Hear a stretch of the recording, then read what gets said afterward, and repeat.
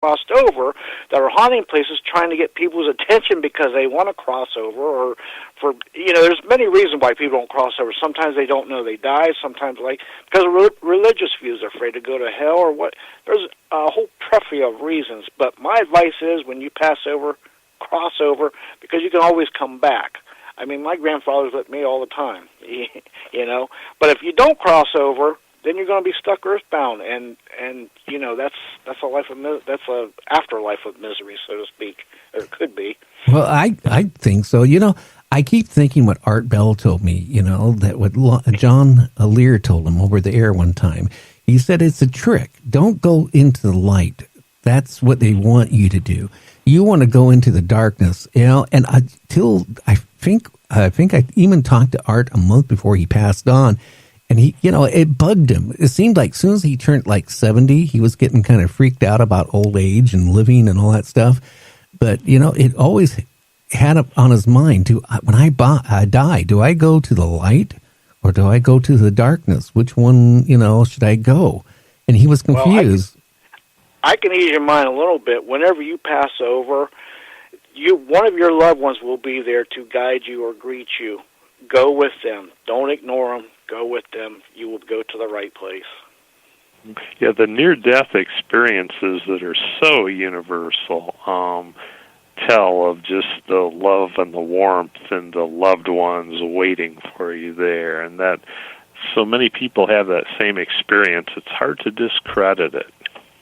Well, guys, I know I've brought this up on my show, but my father had dementia and Alzheimer's both, and the last year he was alive, or last year and a half he was alive, in the nursing home, he was nothing more than a vegetable.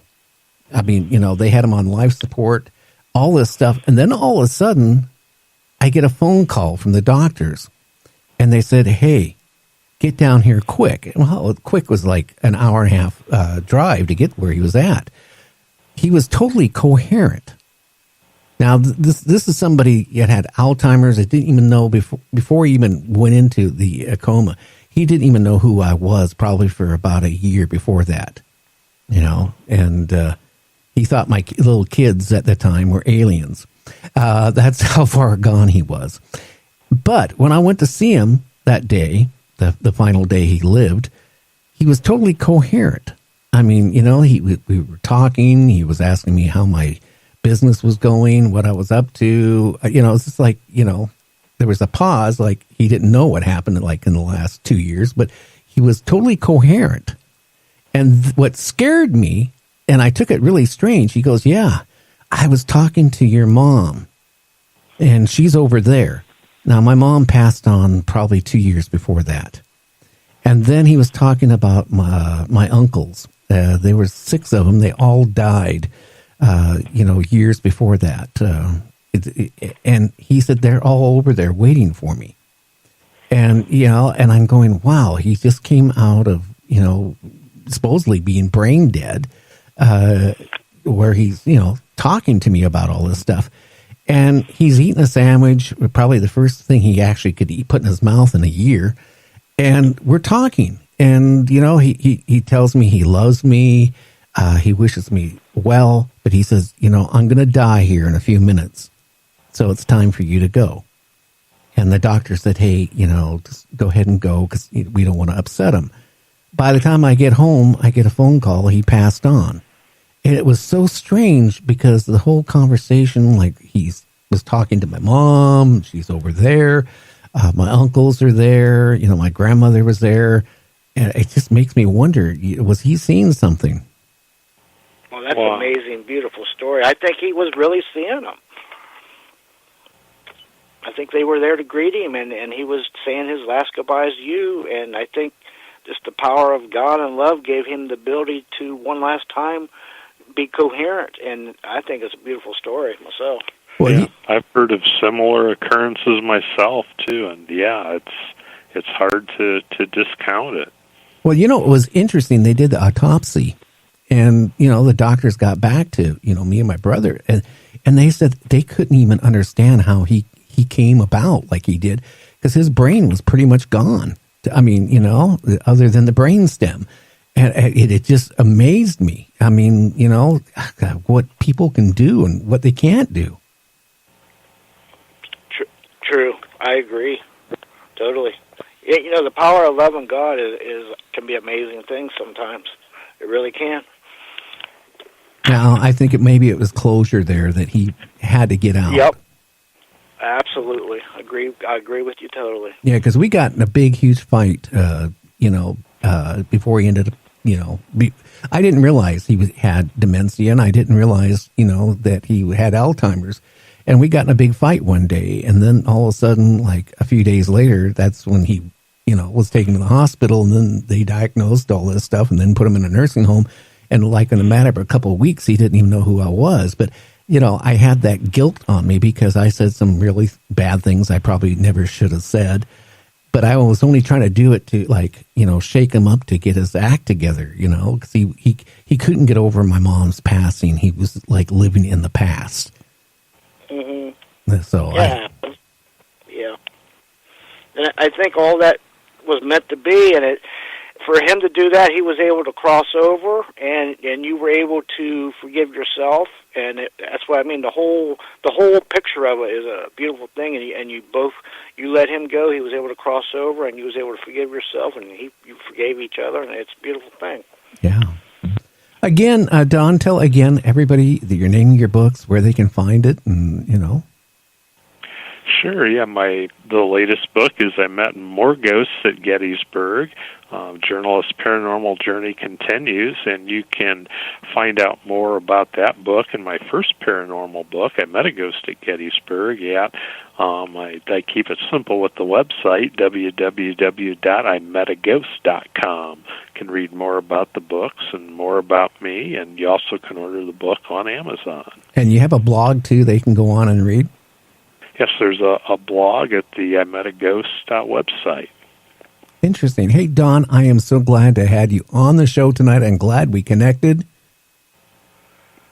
And I am too. I've had a very good time. I've enjoyed it. I did too. James, hang on there. Don, you have a great evening, and maybe we'll get you back on in a couple months again. Sure, I would love to come back. So yeah, I think you know how to get a hold of me. So you know where to find me. So I'd love to hear from you later on. Okay, sir. Nice to meet you, Don. Yeah, it was nice talking with you too, James. You take care, sir. Bye. Thank you. Bye. Bye. So, James, Yes. getting onto this stuff, which I find so interesting, spirits and stuff like that, at Gettysburg or anywhere. I mean, how long could these spirits keep continuing going on? And listen, their spirits in Scotland are thousands of years old. They could just keep on going on until they want to cross over or somebody helps them cross over. And of course, the ones that do cross over, they can come back and visit you, like your loved ones or whatnot, and check in on you. But, there's untapped science there, but, the data shows that there's no limit. It's just until they want to cross over or have a chance to cross over or somebody helps them cross over. So in a case like Gettysburg, where all these troops were, killed and all that stuff, they might never pass on and pass over. They might not never. And then on top of that, there's so much residual there too. It's just palpable. It is overwhelming. That's one place I've been that the spirits were just overwhelming. They were just around me like in the bunches.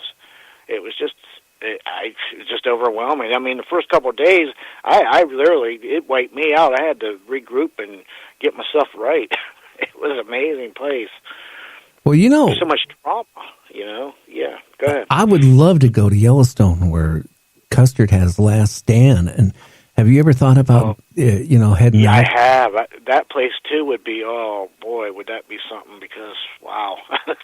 It'd take me a week to prepare myself to even get there. I could just imagine. Yeah. Mm. Well, where's the biggest place you have ever been where you were overwhelmed with spirits? I mean, to the point where you didn't want to be there. Well, Gettysburg was probably right up there. There was another place down in Wellsburg, West Virginia, that along the river that, my goodness, there's just so many spirits there. A lot of history on the land of, Indian wars and Indian with settlers and just plain people would dump bodies there, serial killers and stuff. It was just palpable. Now, I am going to Waverly in April, and I'm sure that's going to, there's been 10,000 people die there and all kind of history there. So I'm sure I'm going to be overwhelmed there big time. Now, we're talking about what the, what do you call it, mental health facility? Yeah, it was tuberculosis center for a long time, for years and years. I mean, they get a death chute and all kind of stuff there. A lot of history there, a lot of history, a lot of deaths.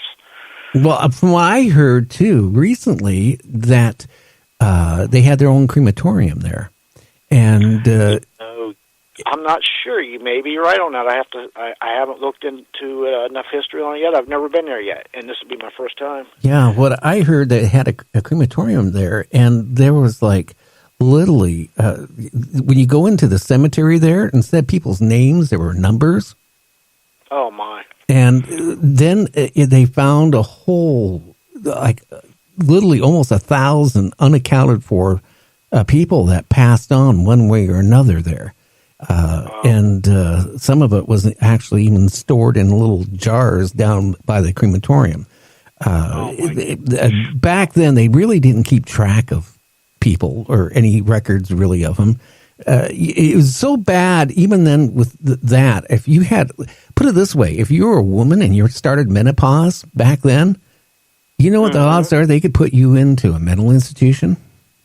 Oh, they had crazy reasons.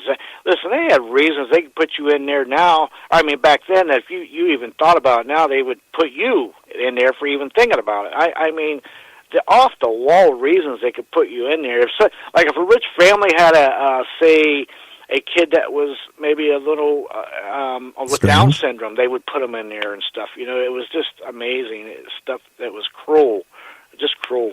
I know. And then they lived their whole life there. If I remember right from somebody I had on my show, there was even a woman.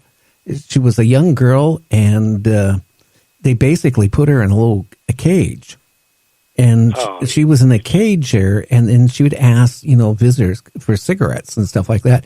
And finally, another doctor came into the place and said, hey, as they advanced, technology-wise, medically wise, he was appalled by, why is this person in a cage where she couldn't even stand up? She had to sit. And when they brought her out, she could never stand again or walk again because, her body actually, fused in that position. But supposedly her spirit is, still there. Oh, I don't doubt it. All of them asylums, they have a horrible history of abuse from, the people who work there and from other patients. I mean, you can look at Penhurst.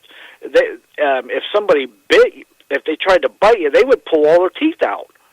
I mean, the cruelty there was just amazing. The Left Witch, all of them, they all have a horrible history, pretty much. Oh, yeah, or if you were annoying, they do the lobotomy in your brain, and make you a passive zombie. Exactly. How about the electroshock or the ice bath that keep you submerged in? Yeah, look, it's basically torture. Well, it was torture. Look how many people died from electric shock or the ice bath and stuff. I mean, that could cause your heart to stop. I mean, a lot of people don't realize, even 115 volts, if you happen to get zapped at the wrong time in between heartbeats, could cause your heart to stop. And a lot of people don't realize that. And it doesn't even take 110 volts to do it. And and here's the other thing, them places around 100 years ago and whatnot. Now, there was a lot of cover-up. So if they, experiment on these patients, that's basically what it was. It was like, look, here's thousands of patients experimenting on them, trying to find cures for things. Nobody's going to know. And then they just, put it under the rug or so. Look how many probably deaths that were uncalled for that they just covered up. And really, nobody who would care anyway because they may not had no family or nobody even investigated. And this, it's a lot different 100 years ago than it was now, much less 50 years ago. Well, like I was telling you about the cemetery at Waverly, that the people were buried by numbers. But the bad thing is there's no records there anymore so like patient number like 1470, who knows who that is? Nobody knows. So they don't even know. You can't even match it up. And so now you're going to have unsettled spirit there.